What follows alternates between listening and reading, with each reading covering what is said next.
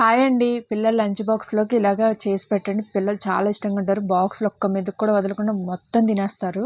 ఇంకెందుకులే పొయ్యి మీద కళాయి పెట్టేసి అందులో ఒక గుప్పుడు పల్లీలు వేసి దోరగా వేయించేసి పక్కన పెట్టేసుకోండి. ఇప్పుడు అదే కళాయిలో ఆయిల్ వేసుకొని ఆవాలు, జీలకర్ర, పచ్చెనగపప్పు, మినపప్పు, సన్నగా కట్ చేసిన పచ్చిమిరపకాయలు, కరివేపాకు వేసి వేగించేసుకోండి. ఇప్పుడు 2 ఉల్లిపాయలు ఇలాగ కట్ చేసి వేసినవి కూడా దోరగా వేయించేసుకోండి. మరీ ఎక్కువ వేగొద్దు, దోరగా చాలు.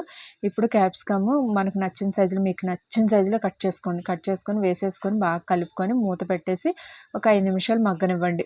మూత తీసి చూద్దాము. మనకి క్యాప్సికమ్ అంతా మగ్గిపోయింది చూసారా, మొత్తం ఉడికిపోయింది. ఇప్పుడు ఇందులో అర స్పూన్ పసుపు, 1 స్పూన్ కారం, అలాగే రుచికి సరిపడ ఉప్పు, ధనియాల పొడి, గరం మసాలా వేసుకొని మనం ఇందాక పల్లీలు వేగించుకుని ఇలాగ బరగ్గా మిక్సీ పట్టుకుంది ఆ పొడి కూడా ఇందులో వేసేసి కలిపేసి ఒక మూత పెట్టి ఒక 10 నిమిషాలు మగ్గనివ్వండి. ఇప్పుడు మూత తీసి చూద్దాం. మొత్తం మగ్గిపోయింది కదా, చివరిగా కొత్తిమీర వేసుకోండి. అంతే, మన capsicum fry prepare. Please subscribe and like. Thank you friends. Bye.